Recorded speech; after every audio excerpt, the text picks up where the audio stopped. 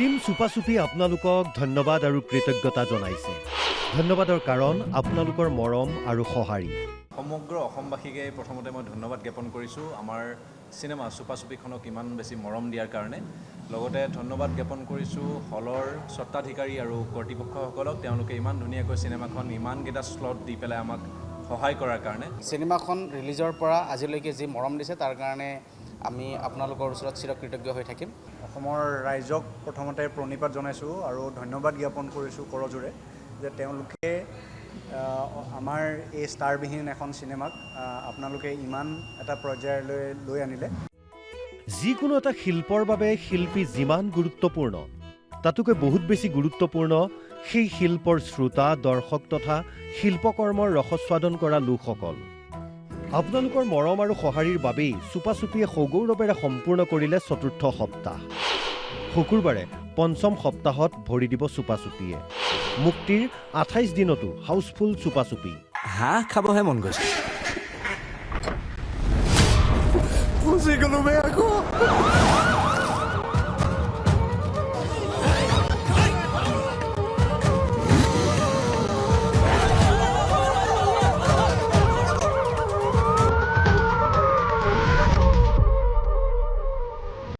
প্ৰমাণ এয়া, ৰাজ্যৰ প্ৰতিটো চিনেমা হল হাউচফুল। সকলো আহিছে সপৰিয়ালে। নিভাজ অসমীয়া চিনেমাখন চাই সকলো আপ্লুত। দৰ্শক ১০০% সন্তুষ্ট। ১০ৰ ভিতৰত দিছে ১০ নম্বৰ।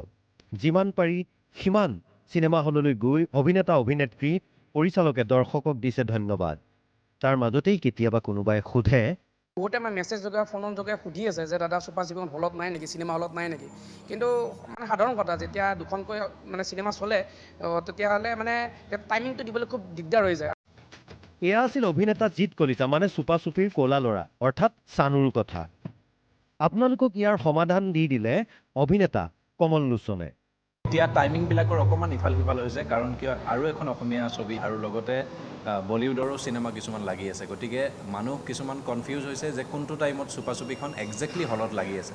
গতিকে সেইসকল অডিয়েঞ্চক মই এটাই ৰিকুৱেষ্ট কৰোঁ যে আপোনালোকে বুক মাই শ্ব'ত চাই ল'ব পাৰিব টাইমিংবিলাক, আৰু আমাৰ ছ'চিয়েল মিডিয়া পেজত আপলোড কৰা আছে। গোটেইখিনি আপোনালোকে ডিটেইলছত পাই যাব।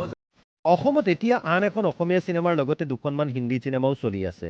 যিহেতু গৰমৰ বন্ধ, গতিকে সকলোৱে চুপাচুপি চাব বিচাৰিছে। সেইবাবে যিবোৰ হলে প্ৰাইম টাইম দৰ্শনী দিয়া নাই, তেনে হল কৰ্তৃপক্ষলৈ পৰিচালক প্ৰণৱ ভৰালীৰ অনুৰোধ। ছবিখন এতিয়াও বহুত মানুহে চাবলৈ বাকী আছে। গৰমৰ বন্ধত বহুত পেৰেণ্টছে আমাক ছ'চিয়েল মিডিয়াৰ থ্ৰুৰে এক্টৰ্ছখিনিক মোক ৰিকুৱেষ্ট কৰি আছে যে এইখিনি সময়ত 10টা বজাত বা ৰাতিপুৱা 9টা বজাত চিনেমাখন চাব যাব নোৱাৰি। তো মই এটাই ৰিকুৱেষ্ট কৰিছোঁ সকলোকে যে যদি পাৰি এটা প্ৰাইম টাইমত এটা শ্ব' হ'লেও যদি দিয়ে আমাৰ সুবিধা হ'ব। সেইখিনিয়ে মোৰ ক'বলগীয়া। বলিউডৰ চিনেমা আহিল বুলিয়েই মানে অসমীয়া চিনেমা চলি থকা, ভালকৈ চলি থকা চুপাচুপিখন এতিয়াও হাউচফুল হৈ আছে বহুত জেগাত।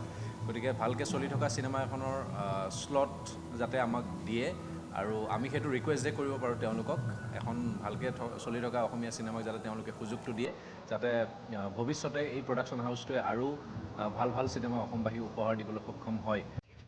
ইফালে বৰপেটাত কোনো চিনেমা হল নাছিল। কেইদিনমান পূৰ্বে UK চিনেমাজ নামৰ এটা হল মুকলি কৰা হ'ল। তাত আন এখন অসমীয়া চিনেমা চলি আছে। কিন্তু স্থানীয় লোকৰ দাবীত শুকুৰবাৰৰ পৰা দিনৰ 2 বজাত চুপাচুপিৰ এটা দৰ্শনী দিবলৈ সিদ্ধান্ত লৈছে হল কৰ্তৃপক্ষই। বৰপেটাবাসীৰ বাবে এইটো বহুত ধুনীয়া সুখবৰ। ৰাইজৰ বিপুল দাবীত আমি চুপাচুপি ইয়াত লগাব বিচাৰিছোঁ। মুক্তিৰ 4 সপ্তাহ অলৰেডি হৈ গ'ল। তাৰপিছত ৰাইজৰ অনুৰোধ সহকাৰে আমি ইয়াত বৰপেটাবাসীৰ বাবে চুপাচুপি আমি কালি এটা শ্ব' লগাব বিচাৰিছোঁ। কালি আপোনালোকে 2টা বজাৰ পৰা উপভোগ কৰিব পাৰিব। ইতিমধ্যে আজি ৰাতি 8টা বজাৰ পিছত আপোনালোকে বুক মাই শ্ব'ত টিকেট এভেইলেবল পাব। Bureau report, Assam live 24।